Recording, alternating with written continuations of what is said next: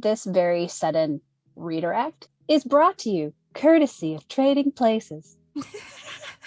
What am I on tonight, people? I'm so sorry. Hello and welcome to another zany episode of Nerdy West Coast Swing, the podcast with pixels where the anchors are out of this world and the points don't matter. We are here to help train your eyes so you can learn faster and dance better. I'm Cassie Winter. I'm Alicia Marshall. If you're wondering who are we to be analyzing these pros, Cassie and I both have extensive training and experience in both partnered and solo dancing. She has about 22 years, I have about 24. And tonight we are taking a look at trading places in a dance. We touched on it a tiny bit last week, but we're going to kind of do a full Jack and Jill, basically. We are looking at Jessica McCurdy and Robert Royston. Link is in the chat. Go ahead and give it a watch. And when you're done, we will get to analyzing. A few things to talk about for trading places before we get into the screen share and the video analyzing. Why would you want to trade places in West Coast Swing in the first place? Because the foundation of West Coast Swing is really to follow traveling up and down the slot and the leader more or less staying around the center of the slot. While that's the foundation of West Coast Swing, you can modify that almost endlessly. And so you always want to return to that as your foundation. But one of the useful ways to modify, especially passes, is to actually trade places with your partner instead of just having the follow run the whole slot themselves. You could do this for just musical contrast, because then as a partnership, you're taking up less space on the floor for that pattern, which would make a larger pattern before or after that look bigger just by comparison. But the main reason that I think one would want to incorporate trading places into their dancing is to reduce energy output and do not die. As a fellow who has been run up and down the slot during fast songs on comp floors for 13 years now, I am tired.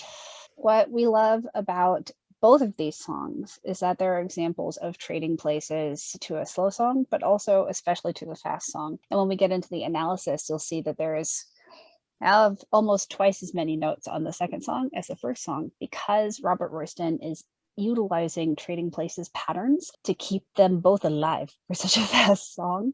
It's great, but there's also some very particular technique behind it, particularly in underarm turns that we're going to talk about tonight, that is important to know to protect a follow's shoulder. All right, to the screen share. This first example is an underarm turn with a partial trading places. So I want you to notice how Robert is starting here. Jess is starting here. I'll turn on ghosting so you can keep seeing those lines. But Robert is not continuing to go that way throughout the pattern. He's going in this direction. And that allows Jess to not have to travel as far. So the first thing that's really important to understand, particularly in an underarm turn when you're wanting to trade places, is very similar to the formula that we talked about last week when we talked about slingshots, in that you want to lead direction before rotation and not stick them in the blender together. So Robert is very clearly, and you can see it if you watch the handhold, he is leading Jess down the slot. He is not pushing her in that direction with the handhold, which would be very confusing, but also potentially dangerous for Jess's shoulder.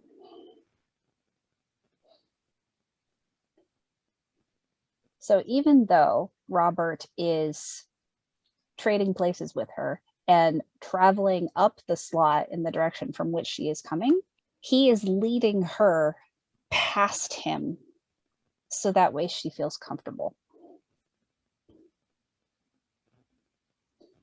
And then the other element of that is really important is after he leads direction, he leads rotation. And the handhold crosses to the other side of Jess's head. So from a bird's eye view, we have the slot. Robert leads direction along this rail, and then when he leads rotation, his hand crosses to the other rail, so that way Jess can be comfortable and fit under his arm and not be forced to fit under her own arm. What happens a lot is if we think about this same bird's eye view slot, I'll change colors real quick, is sometimes if the leader is facing this direction to begin, the leader will just send both their body and their handhold in this direction, and that tells the follow to either stop or to actually move in that direction. They're not getting led to move down the slot. Another thing that happens, let's have another color, is that a leader will lead a follow down the slot with their body. So the follow definitely feels that and a one. So the follow has some drive in their one, but immediately after the follow places their right foot, the leader along this rail of the slot will push the follow's right hand back in the direction from which they came. And if you're a follow, here, I'm going to actually turn off screen sharing for a second so you can see this. So if you're a follow, you have your frame, right? Right hand in front of right shoulder, left hand in front of left shoulder. But what happens is when a leader just pushes straight back the rail, like that doesn't lead you to turn. In order to lead a follow to turn, you actually have to cross the center line of a follow's axis. And so when you just arbitrarily push, that can compromise the follow's shoulder if they're resisting that motion at all. And if they're not resisting that motion and kind of like worming around in the situation to protect themselves, they're no longer dancing West Coast swing. But that's not necessarily their fault. They're prioritizing protecting themselves over dancing well. Yeah. Is there anything you want to add to that before I switch back to the screen share, Alicia? I mean, I think I'm just going to add basically what you said in a different way, but it breaks the frame. So it no longer can the follow connect when the frame is up above the shoulder, like in an awkward way. So that's the only thing I wanted to add to that. Yeah. And another thing to think about is if you notice that a lot of the follows who are leading you tend to get their elbow out in a place where it could hit you, that might be not because of them, but because you're putting their hand over the center of their head. So notice how when I put my hand there, my elbow comes up into the space where it could clock someone.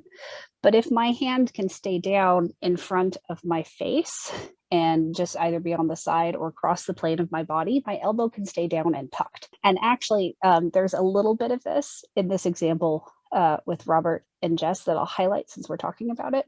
Back to the screen share. Doodly doodly do. If we go through here, we can actually see how Robert is a little either late or just positionally off to actually keep her hand in front of her face. And that's why her elbow is coming up, because her body got too far past the handhold. And that's why that's happening.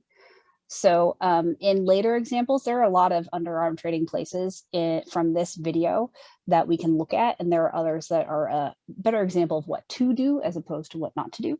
But still, overall, Robert is doing an amazing job of leading her directionally for her 1-2, rotationally for her 3 and 4, and then they finish anchoring facing each other. All right, that's way too many drawings to delete. So I'm going to move on to the next example, unless you want to add something to this one. I think so. All right, cool. This is a passing tuck trading places. And it's coming out the end of an inside roll where Robert passes Jess and then leads a passing tuck. And I'll just frame through the whole thing first so you have some context for what we're going to talk about. Energetically, this is one of my favorite kinds of energy to play with in West Coast Swing. Like, I love a passing tuck that trades places because it has a really balanced counterbalance to it. I know that sounds redundant, but you know what I mean. Like, because you get counterbalanced energy, that tension and resolution, not just linearly up and down the slot, but also laterally from side to side.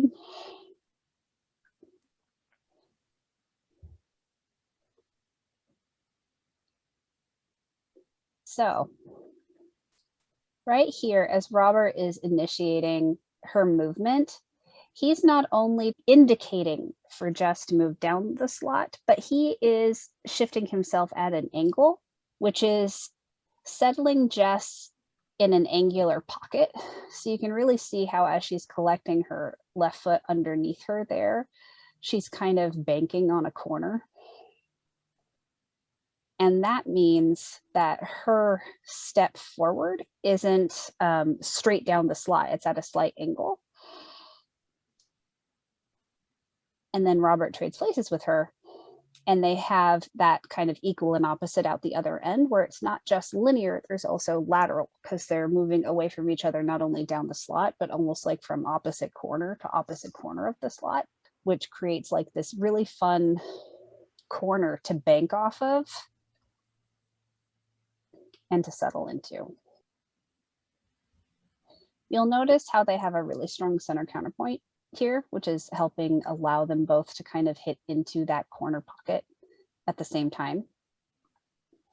They're both moving away from the handhold and extending their arms, but the handhold itself is not actually traveling anywhere until Robert decides to lead with it.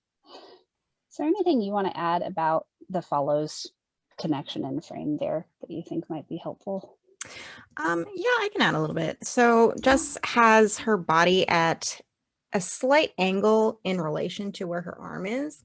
So she rotates open with the shoulder and upper body in general. So she has her upper body initially rotated right into that right arm, and then she opens it as she comes around in order to reestablish some connection to be able to be moved forward. Adding to that center counterpoint element is this has the same feeling as rocking away from each other and then moving towards each other, kind of like an East Coast style situation, because they're both moving away from the center counterpoint. And then Robert is strategically actually then moving towards the center counterpoint afterwards. And that's what's allowing the trading places to happen, is because he's actually just using that energy, letting it resolve naturally. Because in a basic West Coast swing pattern for a leader, you're taking away energy and releasing it toward you, but you're also then moving back away from it yourself, which is actually more counterintuitive.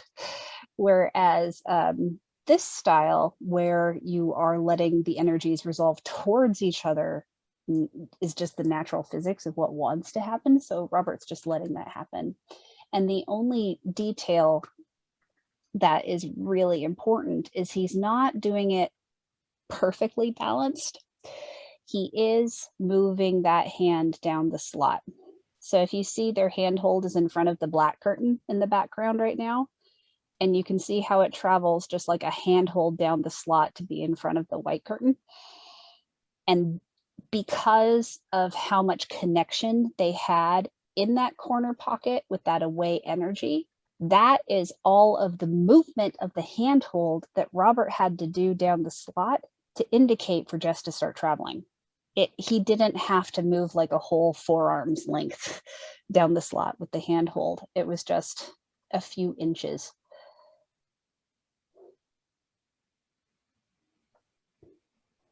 And then again, it's direction before rotation. So he is very clearly inviting her to travel first, and then inviting her to rotate after initiating that travel. So this isn't necessarily a trading places. I'm going to frame through the whole thing. This is the kind of choreographed entrance into the split. I'll do the whole thing. And then Alicia actually found the link to the original Parker and Jessica routine that this is from. Do you want to drop that in the chat so they can Yeah, save I it? can do that really quickly.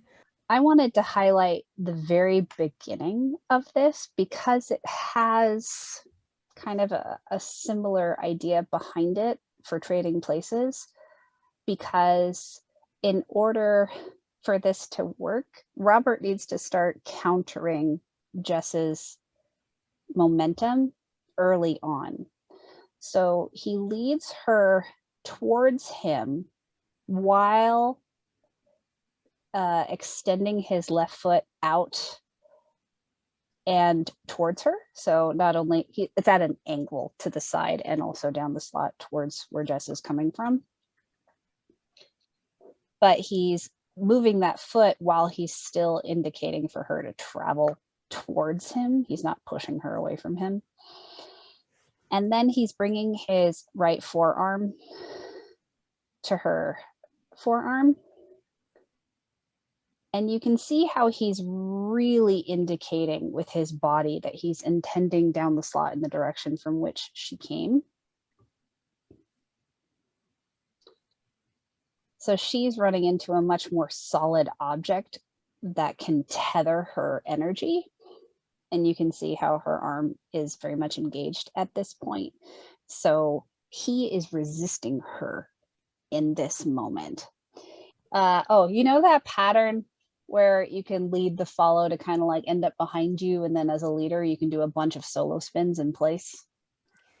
Yeah. That uses the same energy. You're just not changing to a elbow or forearm position. You're staying hand to hand, but it's the same idea where you're sending the follow with a fair amount of energy in one direction and then catching it, so that way you can get a lot of tension really quickly.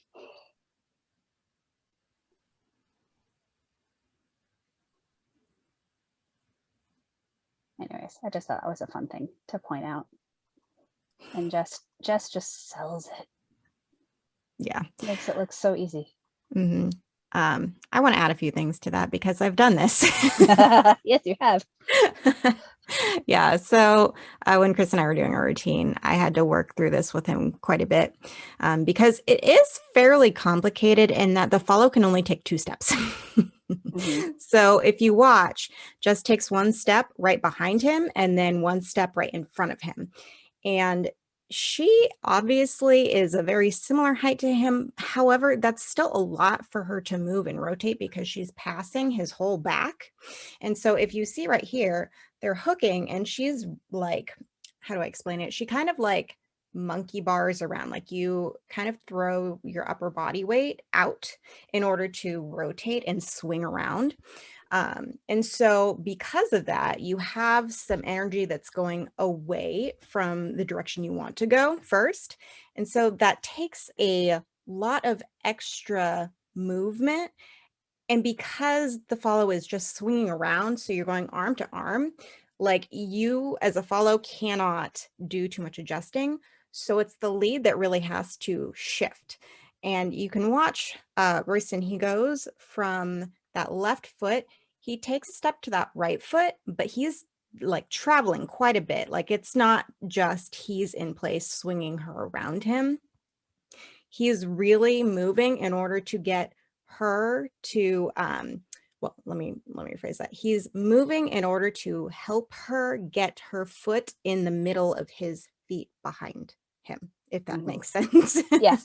Because where she's placing that foot, originally it would be like right behind where he had the left or the right foot originally. But because of him pressing off and moving, it's allowing them to get to that point where her foot is in a spot that she can swing around to hook the other arm. And then from this point right here, as she takes that second step, she has to step around and in front of him because she rotates on that foot and goes into the split from that foot. So he has to make sure that she is close enough behind him that he doesn't have to really move back to help her, because in order for her to have that foot where it should be. Like she really does have to reach up and around his leg. So he has to know kind of where she is in relation to him, even though she's behind his back. He kind of has to know in order to make that adjustment and kind of like lean to his right if he needs to help her reach around. Because if he's leaning to his left and she's coming around the left side, she has a lot more to move around and it's a lot harder for her. So you can see like her upper body here, because they're hooking, is a lot closer to him. So if he's leaning towards her, she's having to like swing out quite a bit. And it's A, not going to be the right timing. And B, it swings her off of that center point that she just put that foot down for. So you can see he even like slides that foot towards him to help her get it where it needs to be. So right here, he slides so she can reach in front.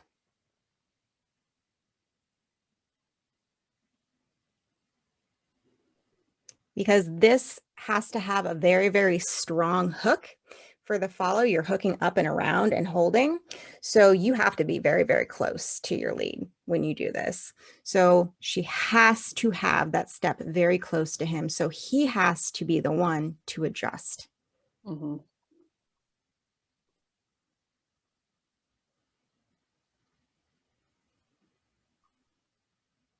And then he also does a tiny adjustment when she's going down into the split, just based on where she's going to end up, like where her center is going to end up. So he moves a little bit with his feet.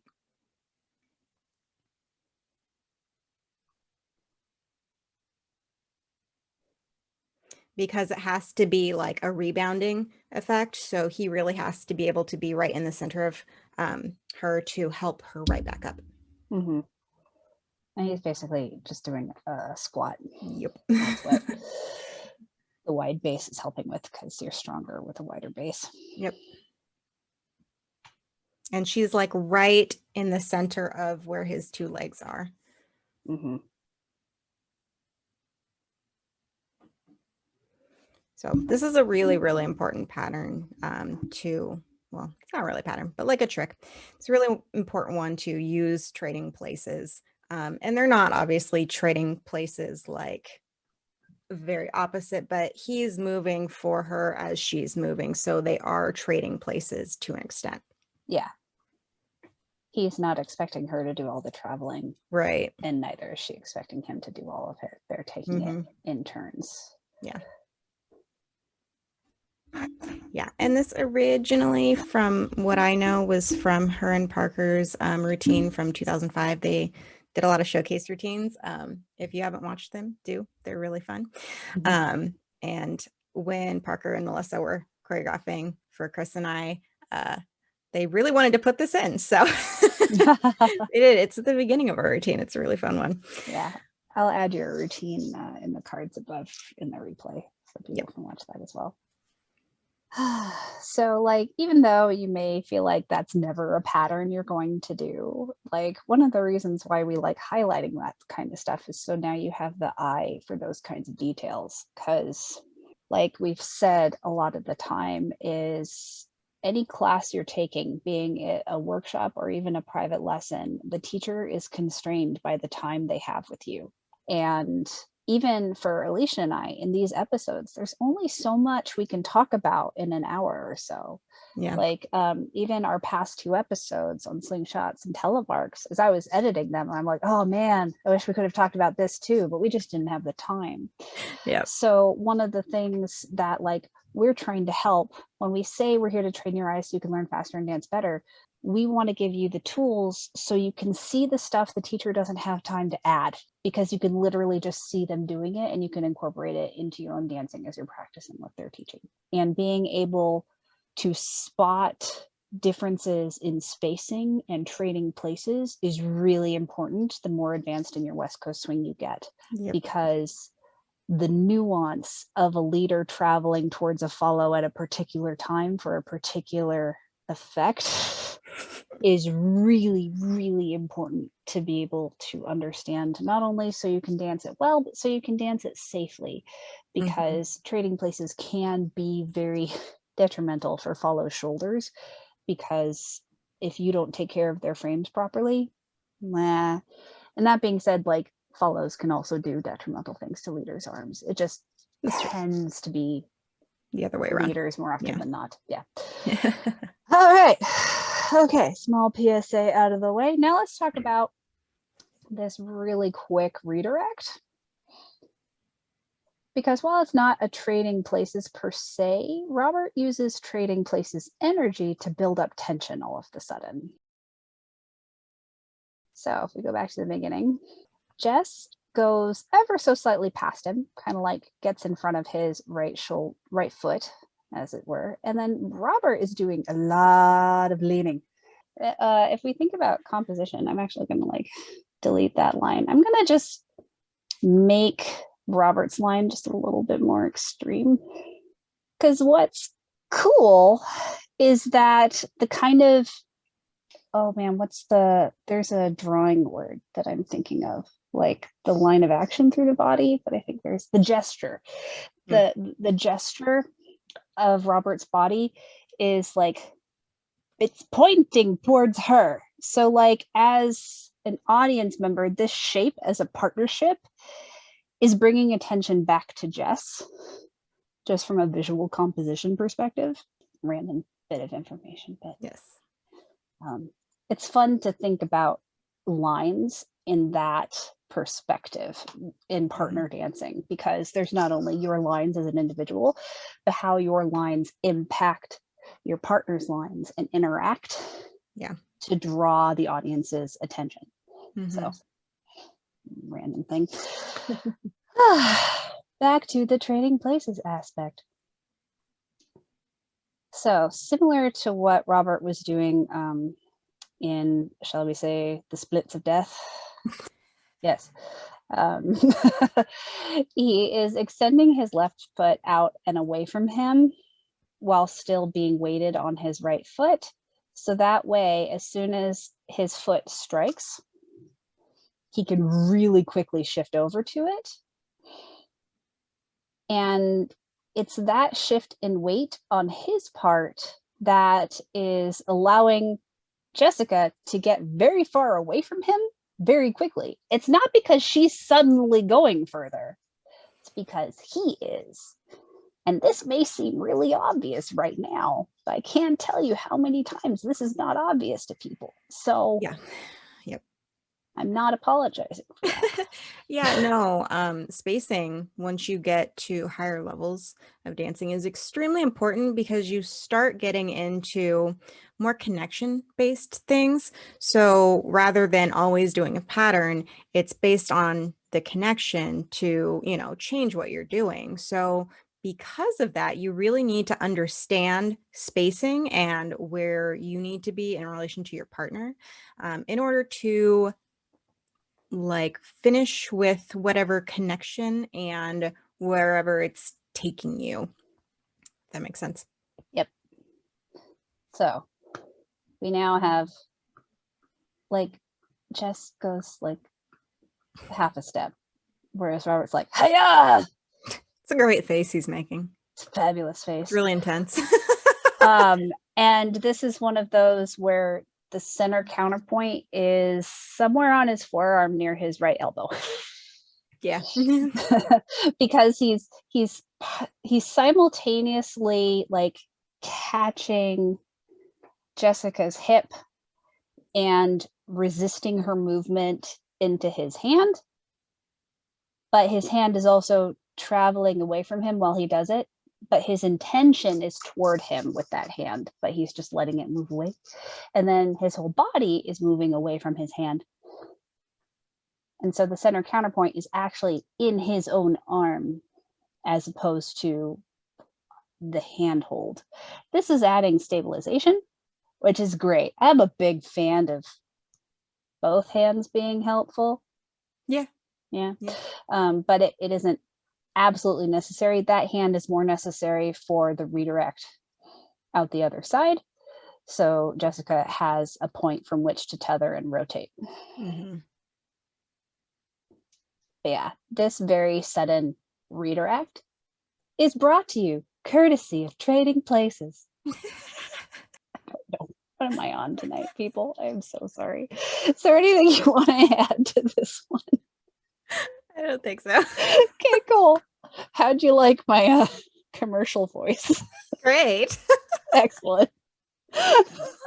It wasn't to promote us, so good. Oh no, don't give me ideas. Patreon.com/nerdywcs. Okay, so we've got another underarm turn. And this one is a clearer example of Trading Places than the first one we showed this evening. And this is just, it's so nice as a follow after you've done a whole bunch of moving, dropping into the splits. You do all the things. Mm-hmm. And then you get a nice basic, but the leader trades places with you, so you don't have to go as far. Yeah. It's so nice.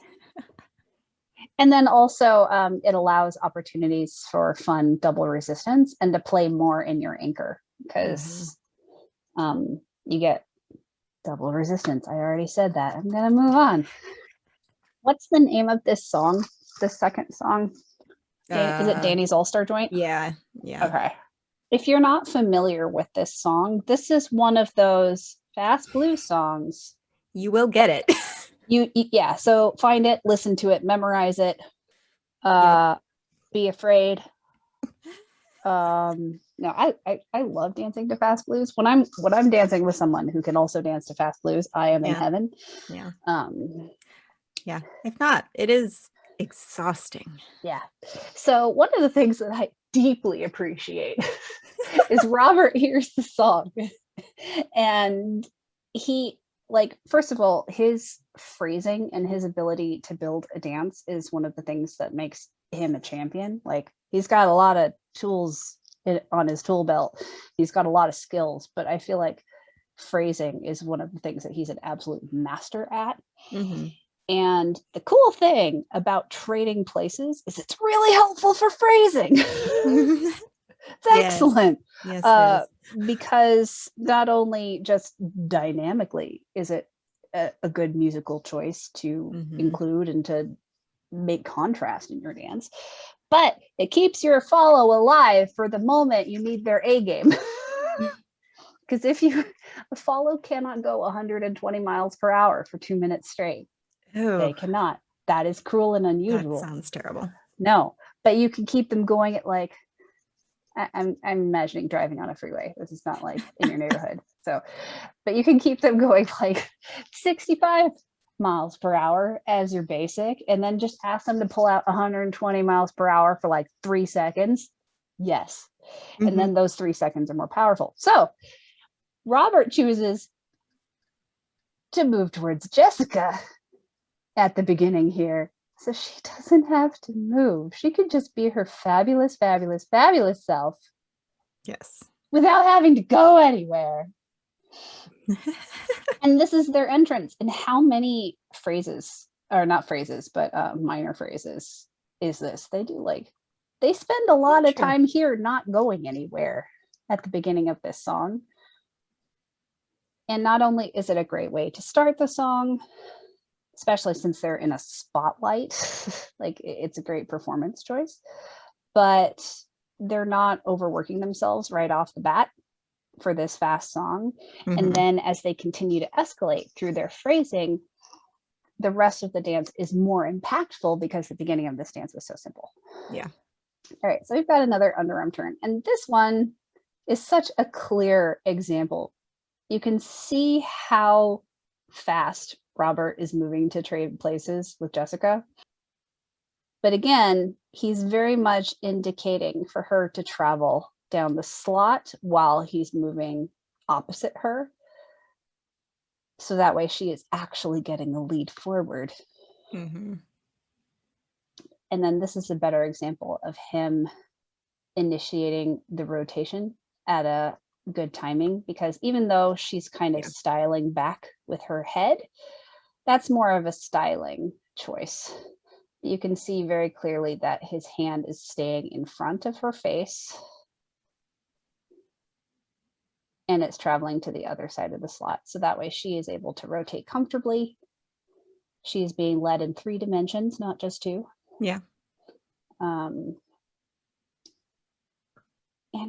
it makes doing a really fast underarm turn a whole heck of a lot easier, as opposed to just inviting the follow to go all the way. You yeet them into the distance and then expecting them to be able to stop with some semblance of control. I mean, unfortunately, that's one of those things that follows in West Coast swing have to learn how to do, but we would rather not. Yeah. Thanks for coming to my TED Talk. I also want to add in that there are some teachers that will teach it one way and some will teach it as another, like as a basic pattern, just to say that, because you might be thinking, you know, oh, well, that's one way is not right because I was taught this way as a basic, you know. It's really, it depends on who taught you. Right. I'm of the opinion that all of the variations are just that. They're variations, and you can use them for strategic functional purposes or musical purposes, or both at the same time. Yeah. One thing I want to highlight is Jess's 3 and 4. So she doesn't actually hook in front for her 3 and, she places back and together. And that is a natural way to follow an accelerated turn.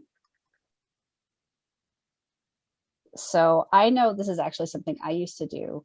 I used to force myself to cross in front, even if I was being accelerated, and yeah. Poor Michael. It was in a lesson with Michael Kilbasa. This is a long time ago. And he was like, just do what feels natural. And I have been dancing for so long, natural has no meaning anymore. And as someone with chronic pain, doing something pain-free also has no meaning anymore. And so I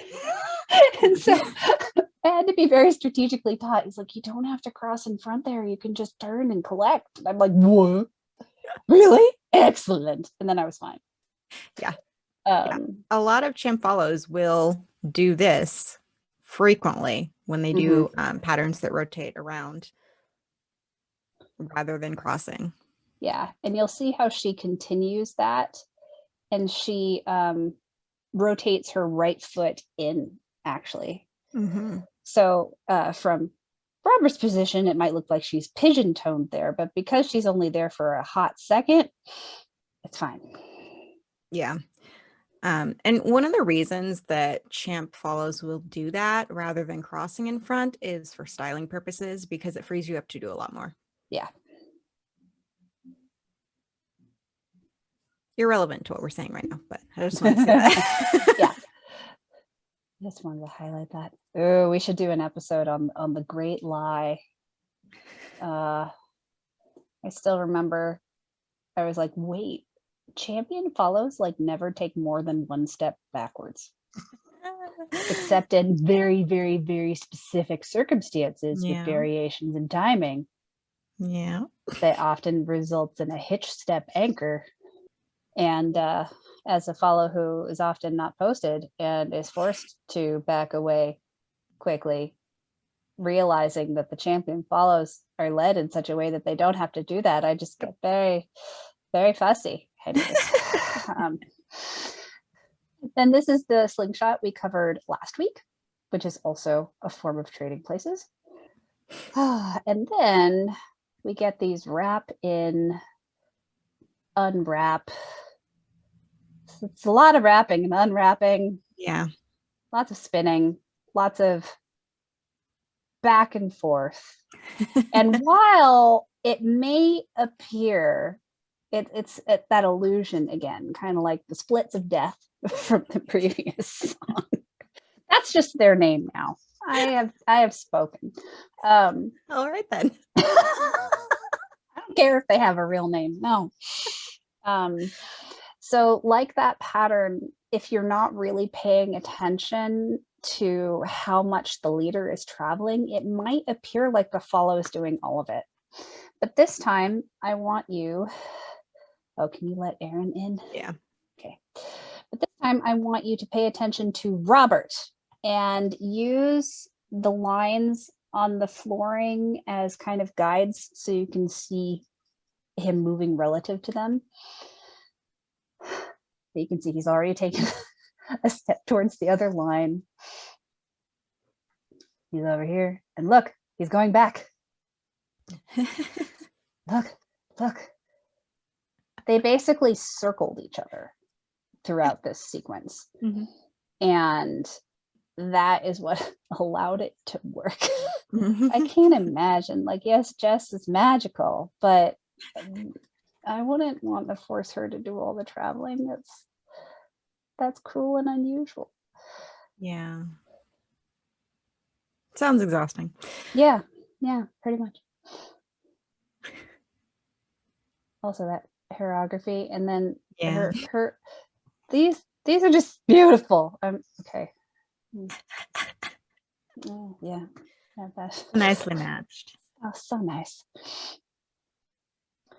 So I think the last thing I want to mention here is, again, the thing that you have to remember is the order of operations as a leader.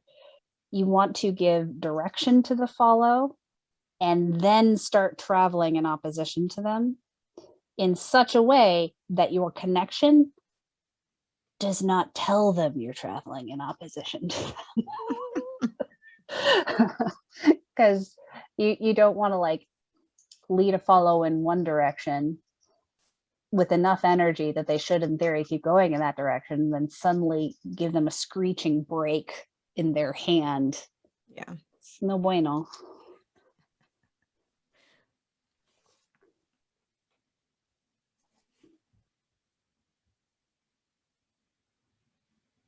And shimmy.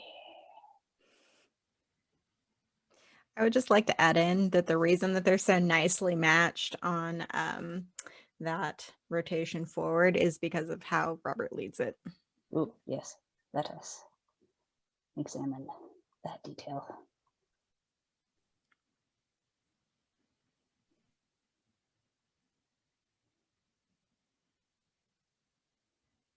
So he's not only bringing the handhold towards himself, but he brings it through with some contrabody.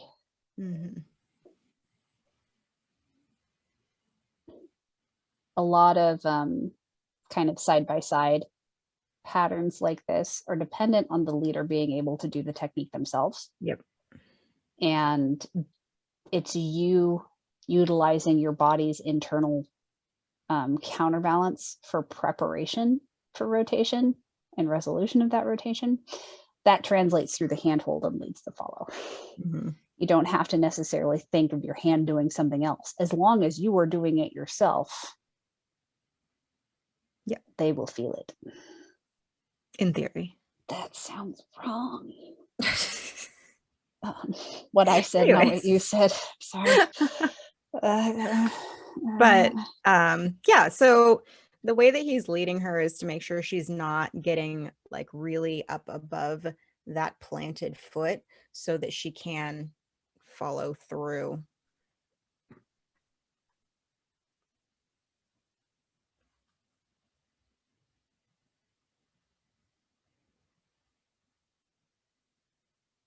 Because if she gets right on that, what is it? Was that her left foot? No, her right foot. If she gets right up over that, it's going to be harder for him to move her forward with him. Mm-hmm. Next. So this is that same inside roll to a passing tuck with Trading Places that we saw in the previous song. It's just from the other side.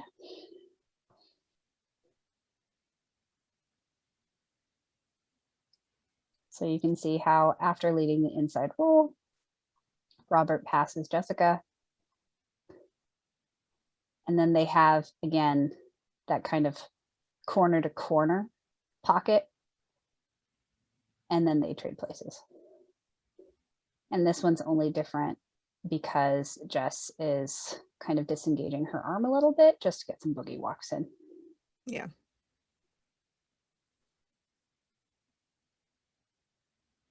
All right, now we have another, this is the 120 miles per hour portion of this dance that we have been saving energy for. See, it's very strategic.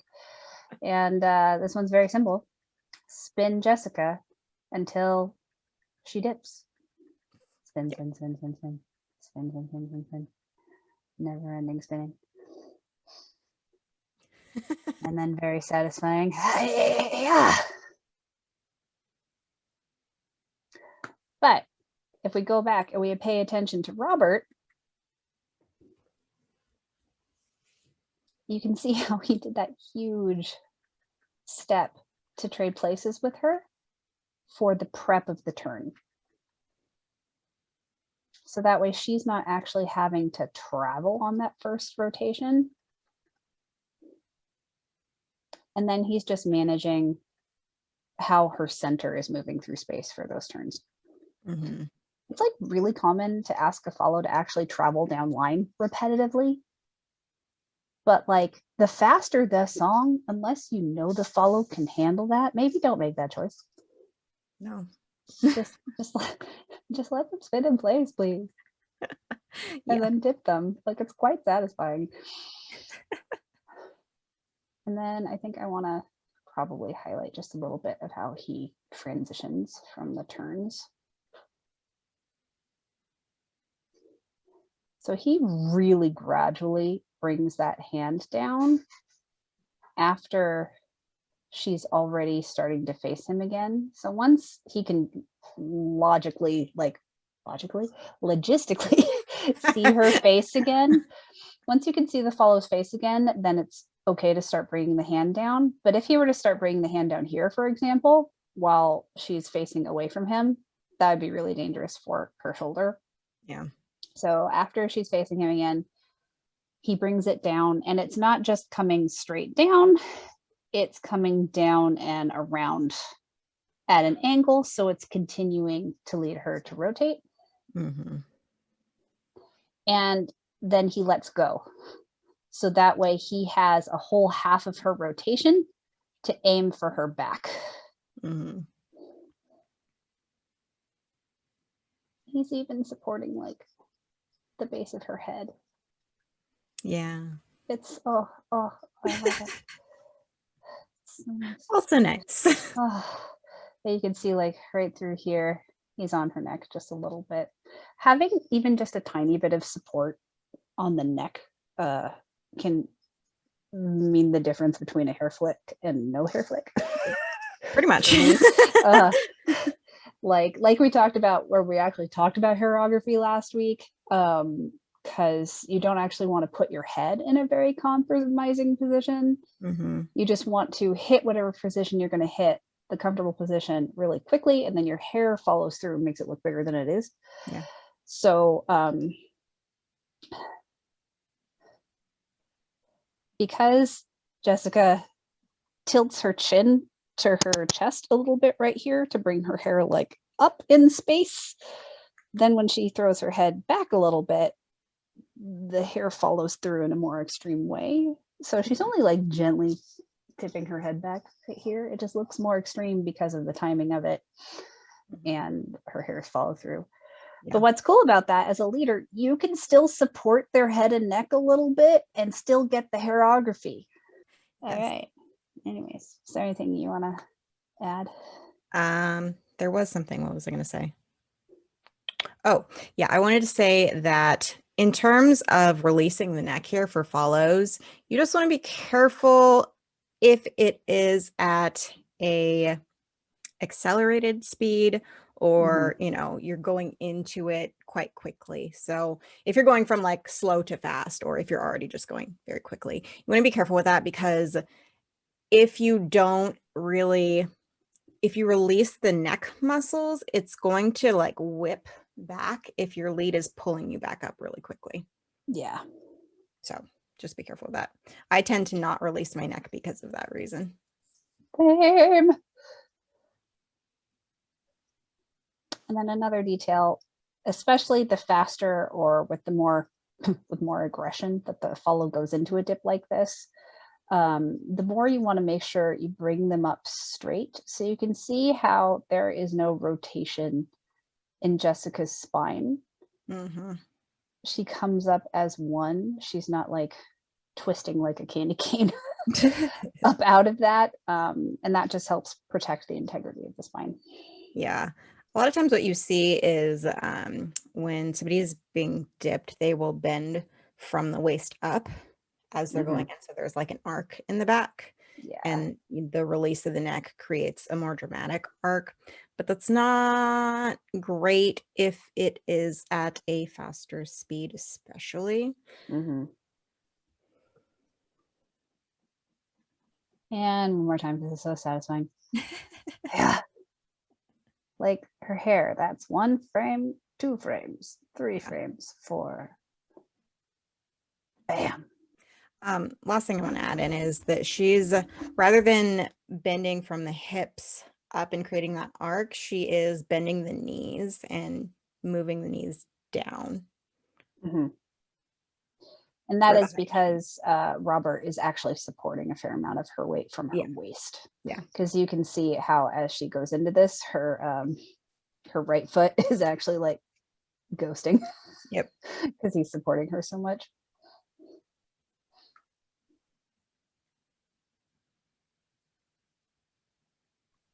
Yeah, but I just wanted to mention that because she's allowing herself to fall into that position because she knows he's supporting her.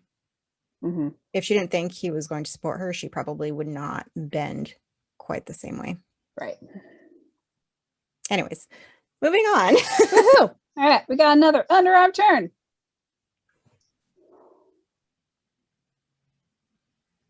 We've already talked about all the things for an underarm turn. There are some nuances to how to really get the lead of the rotation to feel super snappy. But I feel like that's something I can't necessarily teach in this format. It would involve me using you like a puppet so you can feel what it is. I'm a big fan of teaching leaders to feel from a follow's perspective what I'm trying to get them to create from a leader's perspective. And that's something I would want to do in person. And actually the way that I do it, I've never actually seen anyone teach it the way that I do it. I think they do it the way I do it, but I've never seen anyone talk about it. Yeah. Anyways, maybe that'll change in the future. Come hit me up in a future post-pandemic near you. I should have used the commercial voice again. All right. Anyways, another underarm turn. Are you sensing a theme?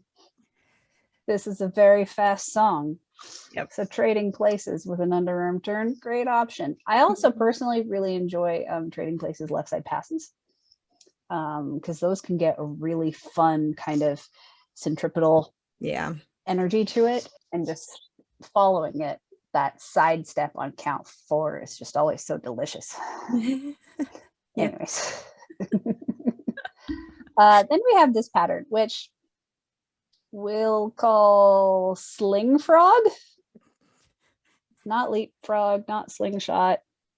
This is one of those, yes, Robert kind of yeets Jessica down the slot, but he is prepared to counter it. So like I talked about last week, the energy that you put into the beginning of a pattern as a leader, you need to be prepared to counter equal and opposite at the other end. And this is one of those really clear examples. He's like, you go this way. He's even pointing. He's like, you go over there. And with a lot of energy. And he's already countering her by moving backwards. So that way the rope is shorter.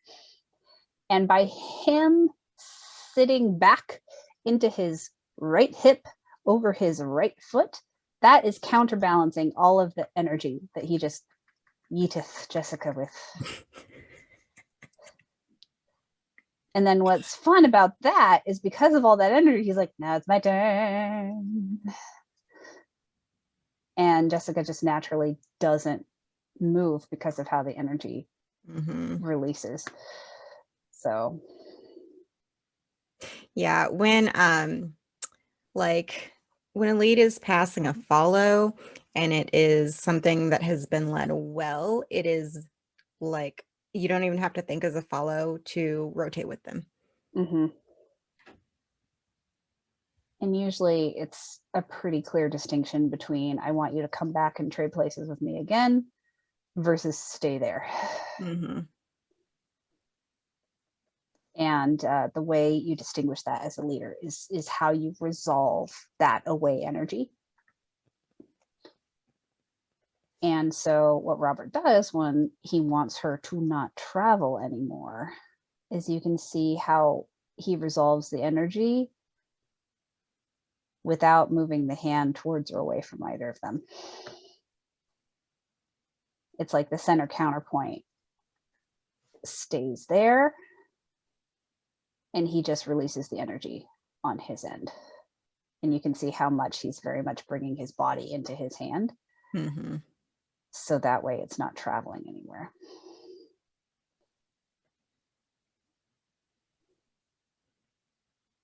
So fun. And then notice the pattern.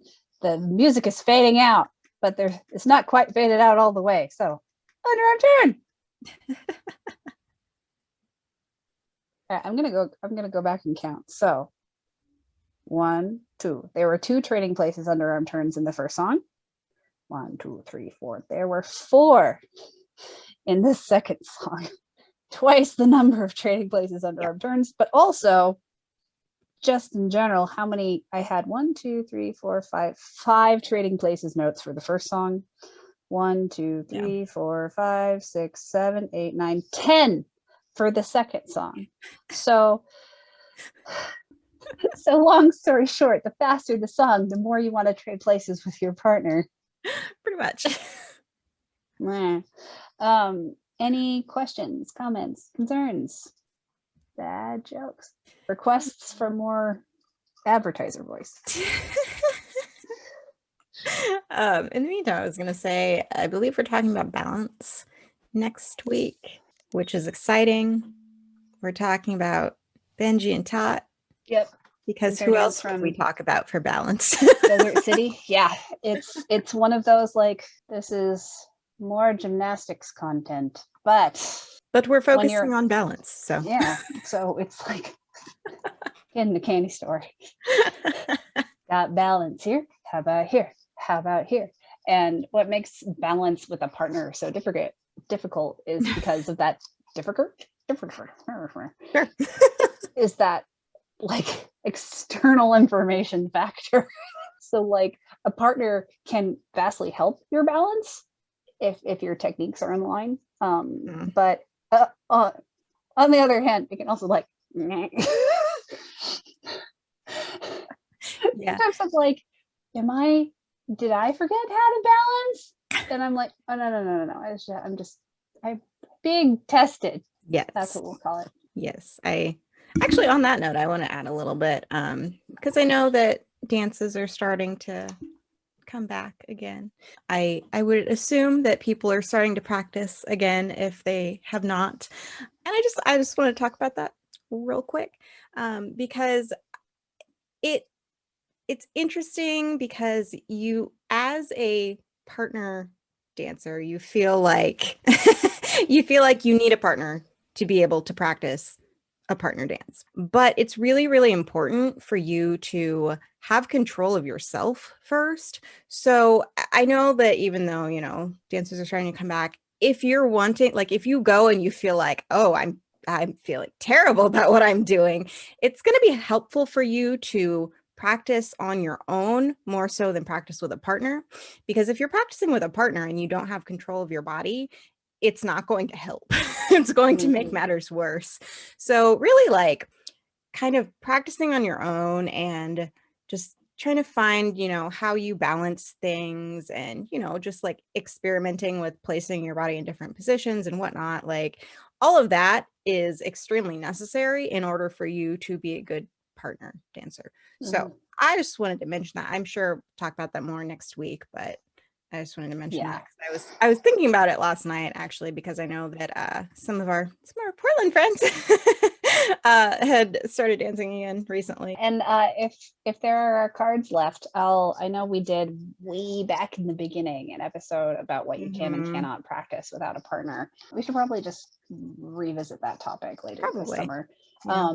But one of the things to remember is that, especially for follows, if you practice a passing pattern on your own, just because of physics, the way you stop and redirect yourself in your anchor when you're practicing alone will be slightly different than doing a correctly connected anchor with a person, simply because with a person, they can counterbalance some of your weight and momentum. Yeah. Whereas when you're dancing alone, you have to 100% do that by yourself.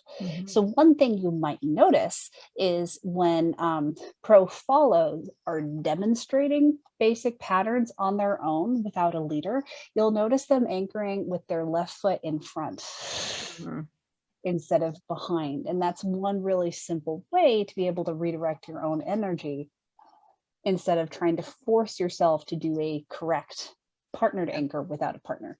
So just understanding that physics still apply. And when you're doing things with yourself, there will be slight variations in how you're making it happen, simply because you're doing it 100% by yourself. Right. Yeah. But I think it's still extremely necessary to be able to practice on your own, because you will be able to focus on what you're feeling rather than focus on what you're feeling from your partner.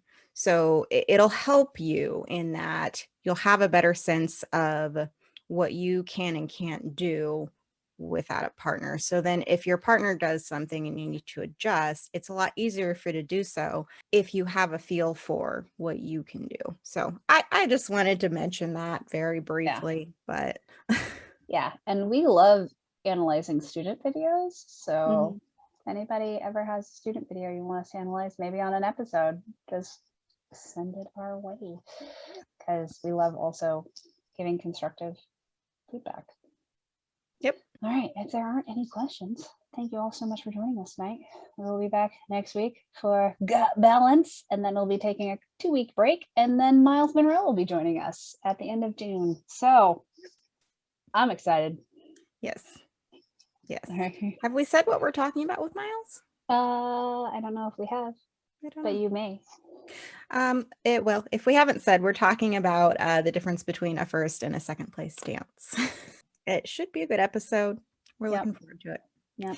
Anyways, thank you all for joining us, and we will see you next week. Bye. Oh. That's weird. I like how it asked me for consent to have it recorded. Oh, yay. I'm all here. I'm all for consent, man. Yeah. Anyways, still, like, I keep wanting it to pan upward, but it's never going to happen. I only get half of Jess's head at the beginning. I got shorter for that demonstration. Please excuse me while I sit up for a second. Jen is so upright. Beautiful line. And Did you say Jen? Damn it! Why? Oh, I figured out why my brain spit out Jessica McCabe the other week. Because that's the YouTuber who does the How to ADHD channel. So the name Jessica McCabe is in my brain for other reasons. It's very similar. It's very similar. Yes. And then Jessica McCurdy, apparently I don't say that enough. So I need to start practicing in the mirror. Jessica McCurdy. Like I'm trying to summon her. Jessica McCurdy, Jessica McCurdy, Jessica McCurdy. If that worked, that would be so exciting. Anyways, I'm just going to say Jessica all the way from henceforth. For those of you who don't know, I was in a nasty car wreck in 2011, so the word part of my brain tends to convolute words a lot, and when it's names, I am always so deeply embarrassed. I have known, I know, I feel like I need to explain myself because it's so embarrassing. Anyways, Back to the lines. If he had clicked his heels doing that, I would have lost my mind. Almost. It is so close. It's so close to being something Brad would do. Oh, it is. It's not quite there. It's not quite. You know how Ben Morris tends to do the ride where the follow walks really quickly forward around the leader, and he like looks at Robert while he's leading it? Yeah. Yeah. I feel like people should do the heel clicks while looking at Brad. All right. Anyways, moving on.